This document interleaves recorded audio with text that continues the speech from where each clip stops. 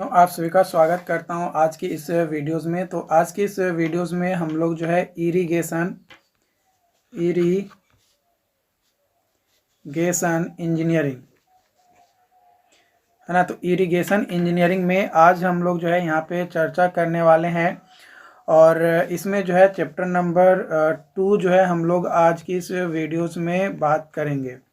और ये जो चैप्टर नंबर 2 होने वाली है, चैप्टर नंबर 2 का आपका जो नाम है वो है आपका यहाँ पे soil moistures and plant relationship, है ना। ये आपका जो है चैप्टर्स होने वाली है। तो ये जो है आपका इसमें MCQ and numerical answer type question जो है हम लोग डिस्कस करेंगे, जो कि ESE यानी इंजीनियरिंग सर्विस जो एग्ज़ाम्स होती है उसमें पूछा गया है। और PYQ क्वेश्चंस का जो है डिटेल सॉल्यूशन जो है हम लोग यहाँ पे करने वाले हैं। तो पूरी वीडियोस को अंत तक आप लोग ज़रूर देखिएगा, क्योंकि पूरा वीडियो अंत तक नहीं देखिएगा तो आपको जो है प्रॉपर तरीके से समझ में नहीं आएगा। और जो लोग चैनल पे पहली बार जुड़ रहे हैं प्लीज़ कंप्लीट वीडियो ज़रूर देखिएगा, क्योंकि कंप्लीट वीडियोस देखिएगा उसके बाद ही जो है आपको इससे रिलेटेड सारी चीज़ें जो है समझ में आ पाएगा, अदरवाइज़ आपको जो है समझ में नहीं आ पाएगा। ये चीज़ जो है ध्यान रखिएगा। ओके, तो चलिए क्वेश्चंस की ओर बढ़ते हैं। तो डियर, सबसे पहला क्वेश्चंस यहाँ पे आपका दिया गया है। बोला जा रहा है कि फॉलोइंग डाटा दिया गया है जो कि रिकॉर्डेड किया गया है फ्रॉम द इरिगेटेड फील्ड से। फील्ड कैपेसिटी जो है 20% दिया गया है, परमानेंट वेल्टिंग पॉइंट जो है 10% दिया गया है, और permissible depletion of available soil moisture जो है 50% दिया गया है। Dry unit weight of soil जो है 1500 kg फोर्स पर मीटर क्यूब दिया गया है, और इफेक्टिव रेनफॉल जो है वो आपका 25 mm आपका दिया गया है। तो देखो, सबसे पहले अगर बात किया जाए अवेलेबल मॉइस्चर्स के बारे में, कैलकुलेट करेंगे अवेलेबल मॉइस्चर। तो अवेलेबल मॉइस्चर अगर कैलकुलेट करते हैं तो 20 - 10, तो ये आ जाएगा आपका 10%। कितना आ जाएगा? 10%। तो यहाँ पे परमिसिबल जो डिप्लीशंस है, परमिसिबल डिप्लीशंस क्या हो गया है, काम क्यों नहीं कर रहा? परमिसिबल डिप्लीशंस, तो परमिसिबल डिप्लीशंस क्या इतना है आपका 50% जो है दिया गया है। तो रेडली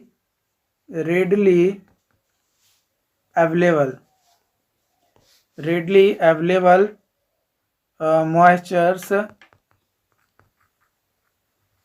जो है ये आपका हो जाएगा 10/2 यानी 5%। कितना हो जाएगा? 5% आपका ये हो जाएगा। तो जो रिक्वायर्ड डेप्थ है यानी D रिक्वायर्ड हो जाएगा gamma D divided by gamma W, तो इंटू 1000, है ना। तो यहाँ से ये डाटा आ जाएगा, और इसमें रेडली अवेलेबल मॉइस्चर्स भी आपका होगा जो कि 5% आपका दिया गया है। तो गामा डी है 1500/1000, तो 1000 से ये तो कट जाएगा, तो बच जाएगा 1500 गुने 5%। तो यहाँ पे अगर इसको कैलकुलेट करेंगे तो ये आ जाएगा 75 mm। कितना आ जाएगा? 75 mm जो है आपका आ जाएगा, क्योंकि 5% है तो डिवाइड करेंगे 100 से, तो 5/100, तो 2 0 से 2 0 कट जाएगा, 15 गुने 5 यानी 75 mm जो है आपका यहाँ पे आ जाएगा। ठीक, बट जो इफेक्टिव रेनफॉल है ना, बट जो इफेक्टिव रेनफॉल है वो 25 mm आपका दिया गया है। तो इरिगेशन रिक्वायर्ड,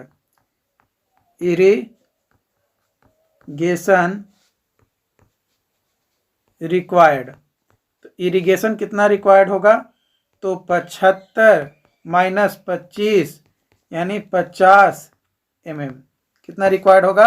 50 mm जो है आपका रिक्वायर्ड होगा पर मीटर डेप्थ ऑफ सॉइल में। तो ऑप्शंस के अनुसार चलिए देख लेते हैं कि कौन सा आंसर जो है हमारा सही होगा।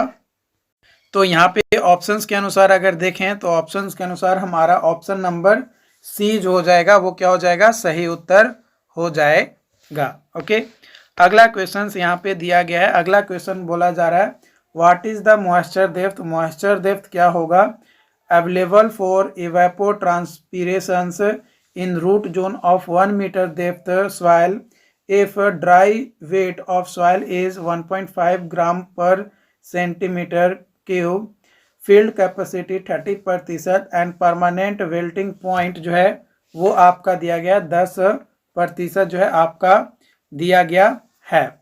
तो देखो, अगर मॉइस्चर अवेलेबल डेप्थ अगर हमें निकालना है तो उसके लिए फॉर्मूला क्या होता है, मॉइस्चर्स के लिए फॉर्मूला होता है या मॉइस्चर डेप्थ अवेलेबल के लिए gamma D divided by gamma W गुने रेडली अवेलेबल गुने 1000, है ना। तो यहाँ पे गामा डी कितना है, तो गामा डी दिया गया है 1.5 ग्राम पर सेंटीमीटर क्यूब और गामा डब्ल्यू हो जाएगा 1 गुने ये हो जाएगा आपका रेडली अवेलेबल आ जाएगा 0.3 माइनस 0.1 और गुने 1000, है ना, 1000।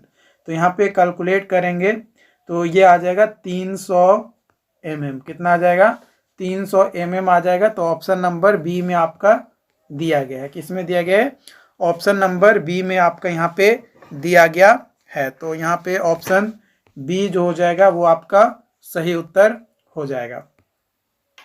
अगला क्वेश्चन यहाँ पे बोला जा रहा है कि जो मॉइस्चर टेंशन होता है for soil in 8 atmosphere the soil is then permanent wilting point, बिल्कुल सही जवाब है ना।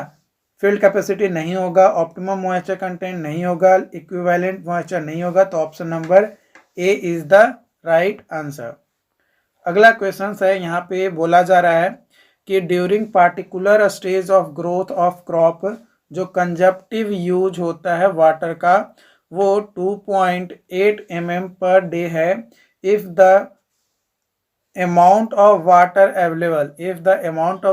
available in soil is 25% of 80 mm depth of water, तो जो फ्रीक्वेंसी होगा इरिगेशन का वो क्या होगा। तो देखो, फ्रीक्वेंसी अगर हमें निकालना है तो सबसे पहले हमें वाटर रिक्वायर्ड निकालनी पड़ेगी, है ना। तो यहाँ पे हम लोग 4 का सॉल्यूशन देख रहे हैं।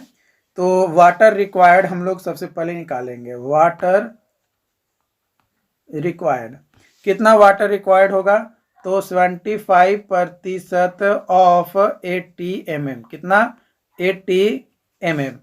तो ये हमारा कितना आ जाएगा, तो ये आ जाएगा 0.75 गुने 80, तो ये आ जाएगा 60 mm। कितना आ जाएगा, 60 mm वाटर रिक्वायर्ड जो है हमारा होगा। अब बात किया जाए फ्रीक्वेंसी ऑफ इरिगेशन, है ना, यानी IF मैं लिख रहा हूँ, है ना, फ्रीक्वेंसी ऑफ इरिगेशन। तो required water divided by consumptive use, है ना, कंजप्टिव यूज ऑफ वाटर। तो ये हमारा आ जाएगा 60 divided by 2.8 mm per day और ऊपर जो है mm में आपका है। तो यहाँ पे हमारा कैलकुलेट करेंगे तो 21.84 एक मिनट नहीं 48, है ना, 21.48 डे ये जो है हमारा रिक्वायर्ड होगा। यानी फ्रीक्वेंसी ऑफ इरिगेशन अप्रॉक्सीमेटली अगर बात किया जाए तो 21 डेज हमें ज़रूरत पड़ेगा। कितना, 21 दिन की ज़रूरत पड़ेगी। तो ये आपका यहाँ पे सॉल्यूशंस हो जाता है। ओके, तो इस तरीके से आपको क्या करना है, अपना सॉल्यूशन जो है करना है ताकि आप सही से कैलकुलेट कर पाओ। ओके, चलिए आगे बढ़ते हैं। तो यहाँ पे ऑप्शंस के अनुसार अगर सही उत्तर देखें तो ऑप्शन नंबर सी जो हो जाएगा हमारा सही उत्तर हो जाएगा। अगला क्वेश्चन यहाँ पे बोला जा रहा है कंसीडर करना है फॉलोइंग स्टेटमेंट को और करेक्ट स्टेटमेंट को बताना है। तो क्वेश्चन बोला गया है कि irrigation water has to be supplied to the crop when the moisture level fall. जब मॉइस्चर लेवल फॉल होता है विलो फील्ड लेवल, यह स्टेटमेंट सही है। टू वेल्टिंग पॉइंट नहीं, विलो वेल्टिंग पॉइंट नहीं, तो ऑप्शन नंबर ए है ना, सिर्फ 1 जो है आपका सही होगा। ओके, अगला क्वेश्चन यहाँ पे दिया गया है कि डाटा जो है नोट किया गया है इरिगेशन फील्ड से, फील्ड कैपेसिटी जो है 20% दिया गया है, परमानेंट वेल्टिंग पॉइंट 10% है, permeable depletion of available moisture जो है 50% है, dry unit weight of soil जो है 15 किलो न्यूटन पर मीटर क्यूब है, और इफेक्टिव रेनफॉल जो है 50 mm है। तो नेट इरिगेशन कितना रिक्वायर्ड होगा वो जो है आपको कैलकुलेट करके बताना है। तो चलिए कैलकुलेट करते हैं। फिर यहाँ पे 6 नंबर क्वेश्चंस का सॉल्यूशन जो है हम लोग करेंगे। तो टोटल इरिगेशन वाटर रिक्वायर्ड पर साइकिल कितना है, तो वो हो जाएगा total water required, total water required, तो ये आपका हो जाएगा 0.5 गुने 0.2 माइनस 0.1 गुने 15/10 गुने 1000। ठीक, तो ये आपका आ जाएगा 75 mm। कितना आ जाएगा, 75 mm। लेकिन जो सप्लाई किया गया है वाटर वो बाय रेनफॉल है ना, वो कितना है, 50 mm है। वाटर सप्लाइड बाय रेनफॉल ये कितना है, ये है 50 mm।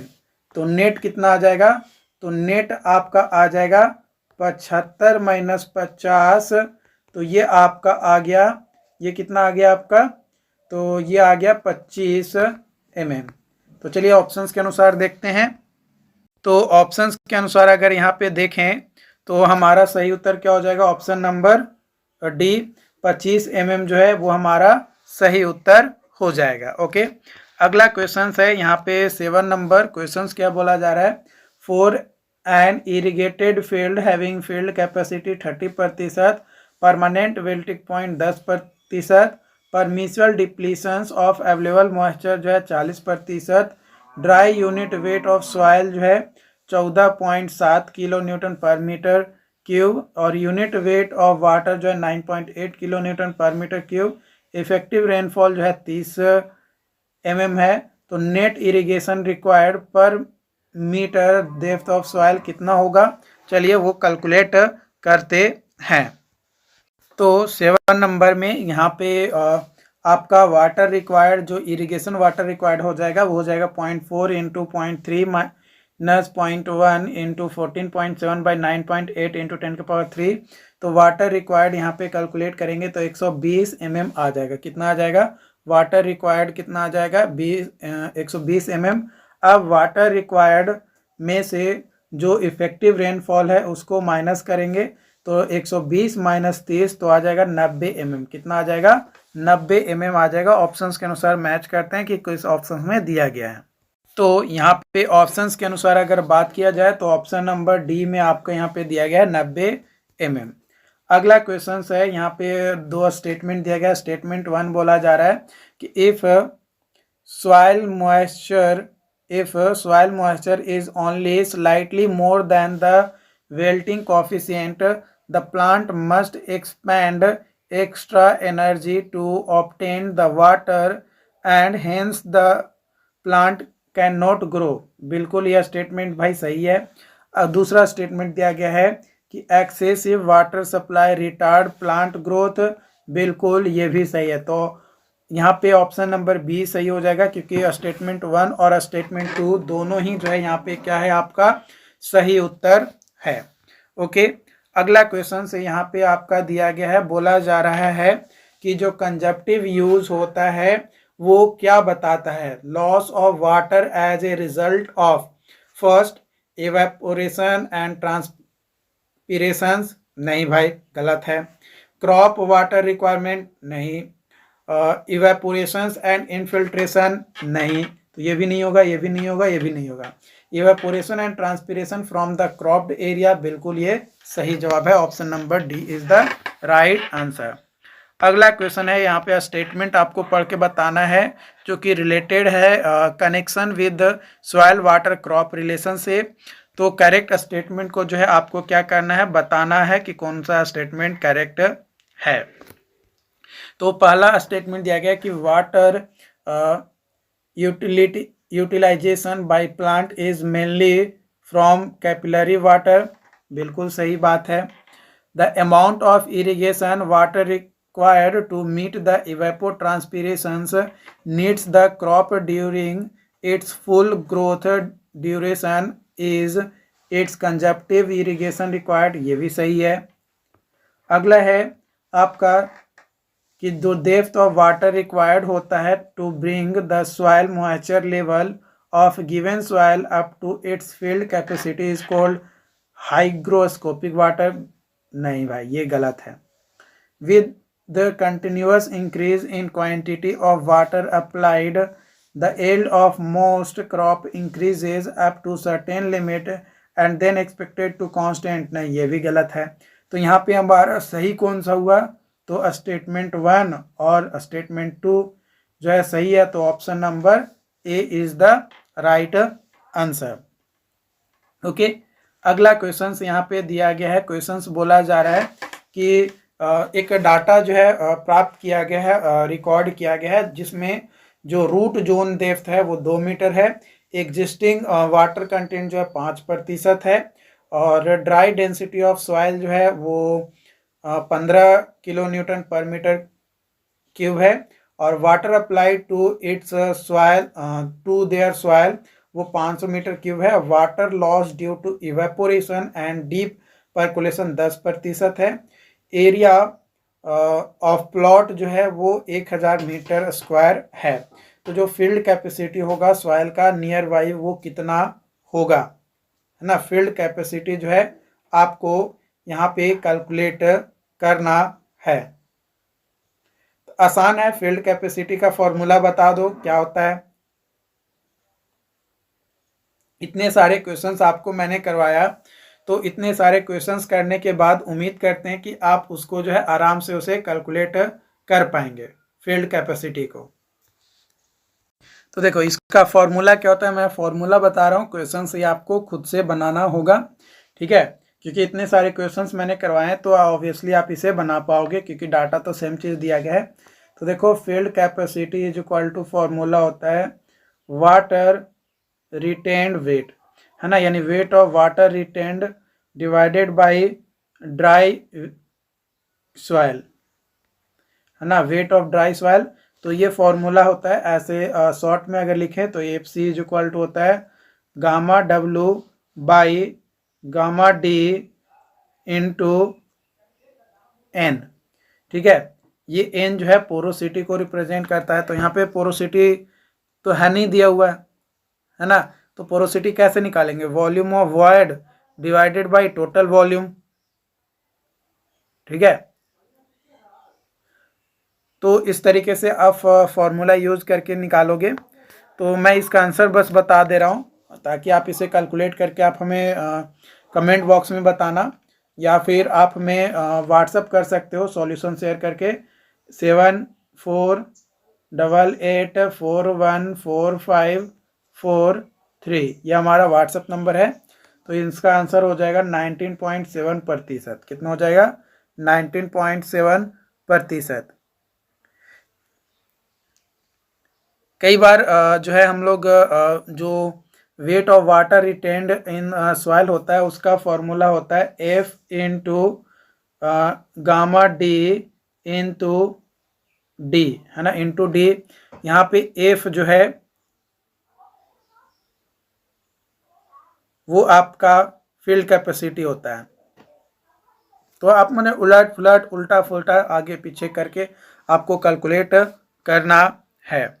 ओके, अगला क्वेश्चन है, यहाँ पे आपका दिया गया है कि जो ट्रांसमिशंस है ट्रांजिशंस एरिया होता है या रीजन्स होता है बिटवीन अनसैचुरेटेड जोन और सैचुरेटेड जोन, उसको क्या कहा जाता है, तो उसको कहा जाता है कैपिलरी फ्रिंज। उसको क्या कहते हैं, कैपिलरी फ्रिंज जो है कहते हैं। अगला क्वेश्चन है, यहाँ पे आपका दिया गया है कि which one of the following is that low content of soil in which plant can no longer extract sufficient water for their growth, है ना। ग्रोथ के लिए पानी जो है नहीं अवेलेबल हो पाता है, मतलब वो एक्सट्रैक्ट नहीं कर पाता है, तो वेल्टिंग पॉइंट, है ना, वेल्टिंग पॉइंट या उससे नीचे अगर आज चला जाता है तो वो एक्सट्रैक्ट नहीं कर पाता है। अगला क्वेश्चन यहाँ पे दिया गया है कि मंथली कंजप्टिव यूज जो वैल्यू है of for paddy tabular form में दिया गया है, तो एवरेज मंथली कंजप्टिव यूज बताना है। तो यहाँ पे टेबल में आपका दिया गया है मंथ एक में डेट और एक में आपका राइस लोएम सॉइल में आपका दिया गया है कंजप्टिव यूज इन सेंटीमीटर दिया गया है। तो इन सभी को ऐड करेंगे, है ना, सभी को ऐड करेंगे तो 29, 8, 14, 22, 21, 25 और 15, तो इसको ऐड करने के बाद आएगा आपका 137.41, कितना आ जाएगा 137.41 सेंटीमीटर, ये आपका आ जाएगा। जब ये आ जाएगा तो जो पीरियड ऑफ ग्रोथ होगा वो आपका क्या है, तो पीरियड ऑफ ग्रोथ जो है आपका यहाँ से निकलेगा, ये इसमें जितना भी दिन आएगा इसको जो है हम लोग ऐड करेंगे। तो जब इसको ऐड करेंगे तो टोटल जो है 177 दिन जो है आपका आएगा, है ना। 1 से 30 तारीख मतलब 30 दिन, फिर 1 से 12, है ना, 13 से 31, तो इस सभी को हम लोग डेट मतलब एक करके हम लोग जो है करेंगे। लेकिन ये जो डेट है ये डेट नहीं हम लोग जोड़ेंगे, ये तो अलग है ना। लेकिन इस मंथ में वाला जो डेट जोड़ेंगे, जैसे जून हो गया, जुलाई हो गया, अगस्त हो गया, सितंबर हो गया, अक्टूबर हो गया, नवंबर, ये वाला दिन जोड़ेंगे, है ना। मतलब डेट आपका ये दिया गया है, लेकिन आपका जोड़ेंगे जब डे पूरा निकालना है, टोटल डे निकालना है, यानी period of growth in days निकालना है, तो मंथ वाला दिन निकालेंगे क्योंकि वो मंथ कितने दिन का होता है। उसके बाद एवरेज डेली कंजप्टिव यूज निकालेंगे, मतलब इसका और इसका क्या करेंगे, डिवीजन करेंगे, है ना। तो 137 को डिवाइड करेंगे 177 से, तो यहाँ पे 137 था ना, 137.41 डिवाइडेड बाई 177, तो ये आ जाएगा 0.776 सेंटीमीटर, ठीक है। अब हमें जो है निकालना है मंथली, तो मंथली जब निकालना है, मान लो कि हमें जून मंथ का निकालना है, तो इसमें जून का कितना है 30 दिन का, तो 30 से मल्टीप्लाई कर देंगे। कुछ 31 दिन का भी है तो उसको 31 से मल्टीप्लाई कर देंगे, तो लगभग एवरेजली जो है हमारा मंथली कितना आ जाएगा 0.77 गुने 30, जो कि एवरेज आएगा 23.28 सेंटीमीटर। तो यहाँ पे ऑप्शंस में अगर बात किया जाए तो ये आपका ऑप्शन नंबर बी हो जाएगा। क्या हो जाएगा option number B, 23 point something. Okay, तो उम्मीद करते हैं कि ये चीज़ें आपको समझ में आया हो। अगर फिर भी कोई डाउट्स रहता है, कोई कन्फ्यूजन रहता है, तो आप हमें ज़रूर बताइएगा, ताकि आपको प्रॉपर तरीके से यहाँ पे समझाया जा सके और बेटर तरीके से आपको प्रोवाइड किया जा सके। ओके, तो मिलते हैं नई अपडेट के साथ। Thank you.